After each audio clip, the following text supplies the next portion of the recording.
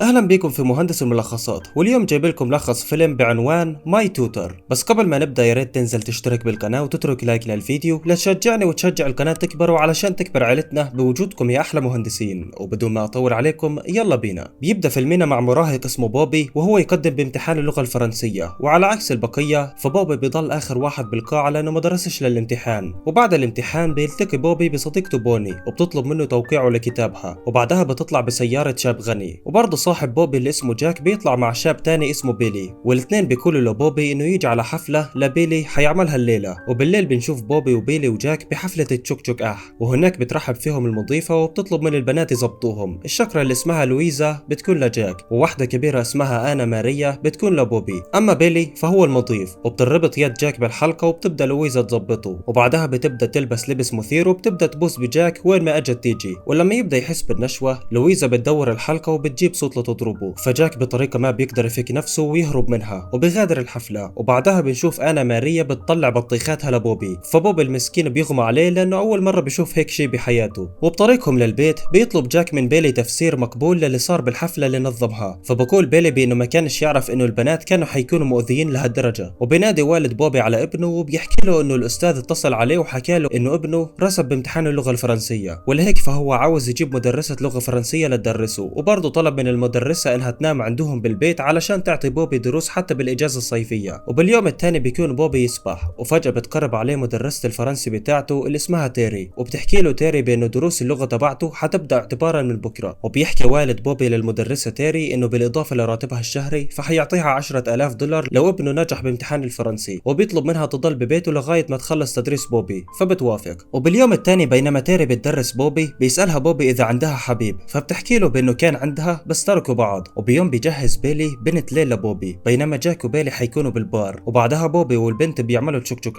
وبينما بيعملوا تشوك تشوك بيدخل حبيب البنت الاصلي للبار، وبيكون رئيس عصابه وبعيونه الشرار، فبوبي بيعرف بوجوده وبيشرد. ولما يرجع بوبي للبيت بيشوف معلمته تيري بتسبح بالبركه، فبينصدم من جسمها الجميل. وبعد ما تخلص بيلحقها بوبي لغرفه نومها وبيبصبص عليها من الشباك. وباليوم الثاني بقرر بوبي انه يركز اكثر بالدروس علشان يكسب رضا معلمته تيري، وبيبدا يتخيل ايش ممكن يصير لو معلمته تيري صارت حبيبته. وبعدها بيدعو بوبي معلمته لتسبح معاه، بس تيري بترفض وبتحكي له بانها بتفضل تتشمس على الكرسي. وبعدها بيحكي بوبي بانه ابوه عاوزه يدرس القانون الدولي ويصير مثل ابوه، ولهذا السبب فابوه لبوبي عاوزه يتكلم الفرنسيه بطلاقه. وبعد عده ايام بينجح بوبي بامتحان الفرنسي بمعدل 80، فبتبارك له تيري، بس بتحكي له انه المعدل اللي كان عاوزه ابوه هو 85. فبذكرها بوبي بوعدها ليه انه لو جاب فوق ال70 فحتاخذه على مطعم، فتيري بتوفي بوعدها لإله وبتاخذه على مطعم. وفجأة بيجي حبيب تيري السابق اللي اسمه سلايفستر وبيقعد على طاولتهم، وبيسألها سلايفستر ليش انتهت علاقتهم بشكل مفاجئ، فبتعيط تيري وبتطلع من المطعم مع بوبي. وبالليل بيكون بوبي يتجول بالموتور سايكل بالبلدة، وفجأة بيشوف بنت مزة بتحكي تليفون، وبيبدأ يتخيل نفسه بيعمل تشوك تشوك معاها. ولما يرجع للبيت ببصبص على تيري اللي بتسبح مرة تانية، ولما يكون بيلحقها ليبصبص عليها بغرفة النوم بتكشفه تيري وبتطلب منه يبوس التوبة. وبيكتشف بوبي انه تيري رجعت مع حبيبها سلايفستر اللي اجى لياخذها من بيته على موعد غرامي، فبيشعر بوبي بالغيرة من هالشيء. وبيوم من الايام لما تروح تيري تزور حبيبها سلايفستر بتشوفه وهو يخونها مع بنت تانية، فبتعصب منه وبتنهي العلاقة. وبيشوفها بوبي على حاشية الطريق بتشرب، وبيحاول يهديها بعد ما سمع منها انه حبيبها خانها. وبعدها الاثنين بيدخلوا لغرفة النوم، وكلمات بوبي الحنونة اعطت تيري الحب والامان والتشوك تشوك